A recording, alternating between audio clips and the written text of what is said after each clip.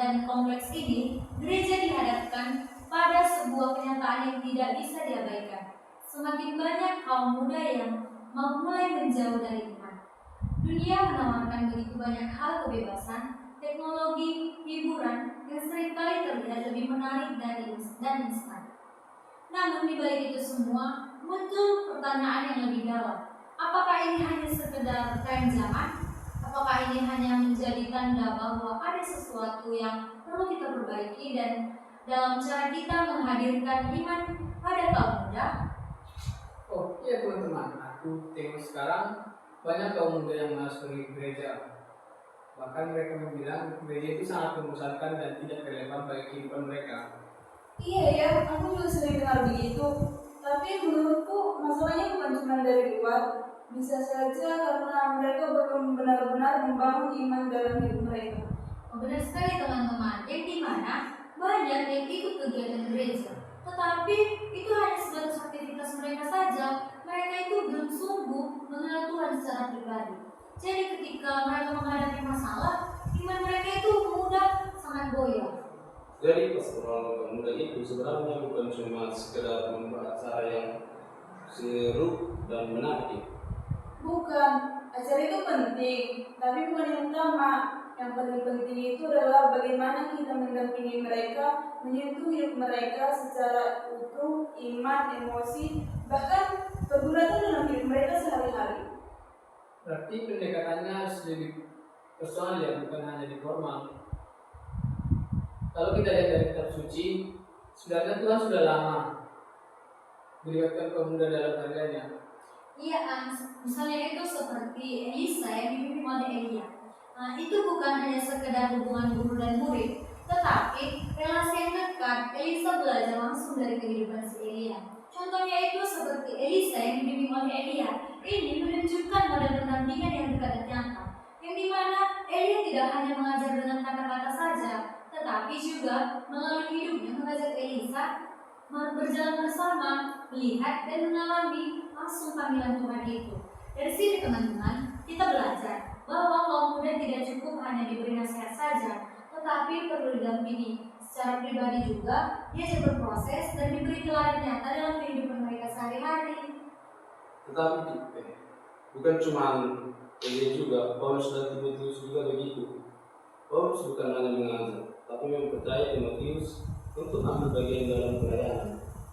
Daniel juga, dia tetap setia kepada Tuhan walaupun di tengah lingkungan mereka penuh dengan tekanan, bahkan tidak percaya iman. Nah, dari situ kita bisa melihat bahwa sejak dulu kaum muda bukan hanya objek, tetapi subjek dalam karya keselamatan Tuhan. Tapi kan teman-teman, kadang aku merasa bingung. Aku ini siapa, menjadi apa, dan kenapa harus tetap beriman di zaman sekarang? Perasaan itu wajar, Mar. Yang dimana hampir semua kaum muda pernah mengalami kebingungan seperti kamu alami. Dan itu juga adalah bagian dari proses mencari jati diri. Tapi penting untuk diingat, identitas sejati kita tidak hanya ditemukan di dunia saja, tetapi bisa juga dalam Kristus. Tapi kan tekanan dari luar juga besar, seperti media sosial, sekolah, kampus, dan teman-teman. Karena itu gereja hadir bukan untuk menghakimi atau menuntut, tapi untuk menemani, mendengarkan, bahkan menguatkan.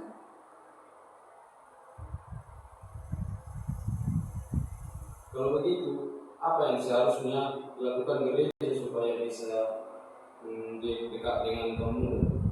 Menurut saya, pendamping harus lebih hadir secara nyata dalam hidup mereka, bukan hanya muncul saat kegiatan gereja saja. Betul itu, pendekatannya juga harus relevan dengan dunia mereka. Misalnya itu lewat media digital, ruang dialog yang terbuka dan kegiatan yang bermakna. Berarti kalau begitu kelompok kita ini juga penting dong. Di sana mereka bisa merasa aman untuk berbagi cerita dan bertumbuh bersama.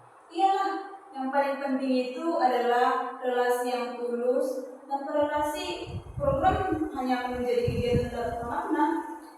Tapi kan teman-teman, kita juga harus jujur. Tantangan yang dihadapi dalam kaum muda saat ini tidak mudah. Betul sekali, ada pengaruh sekularisme yang membuat iman terasa tidak penting dan relativisme yang membuat semua nilai seolah-olah sama. Iya teman-teman, belum lagi yang dimana media sosial sering muncul membuat mereka membandingkan diri dan merasa tidak cukup atau merasa tidak baik. Ironisnya, walaupun punya banyak teman di dunia digital, banyak dari mereka justru merasa kesepian. Karena itulah gereja harus menjadi rumah, tempat di mana mereka diterima, didengarkan, dan dicintai apa adanya. Walaupun banyak tantangan, sebenarnya ada banyak peluang yang dapat kita lihat. Iya sih, teknologi digital misalnya bisa jadi sarana kewartaan yang luar biasa kalau kita gunakan secara baik. Iya teman-teman, dan juga kreativitas kaum muda itu sangat luar biasa, yang dimana mereka punya banyak ide dan semangat yang kuat. Nah, kalau diarahkan dengan baik, mereka bisa menjadi agent perubahan, bukan hanya di gereja tetapi juga di masyarakat. Ingat ya teman-teman, masa depan gereja memang ada di tangan kaum muda.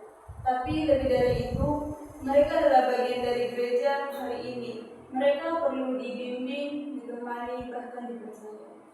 Kalau begitu teman-teman, aku akan mau mencoba tetap berjalan dalam Tuhan. Pelan-pelan, Tapi tidak menyerah. Pastoral kaum muda bukan sekedar program atau kegiatan sesaat, tapi sebuah perjalanan bersama, yang dimana gereja dipanggil bukan hanya untuk mengajar, tetapi untuk hadir, mendengarkan, dan berjalan bersama para kaum muda, agar mereka bertumbuh menjadi pribadi yang berakar, kuat dalam Kristus, dan mampu menjadi terang bagi dunia. Sekian dari dialog kami. Terima kasih.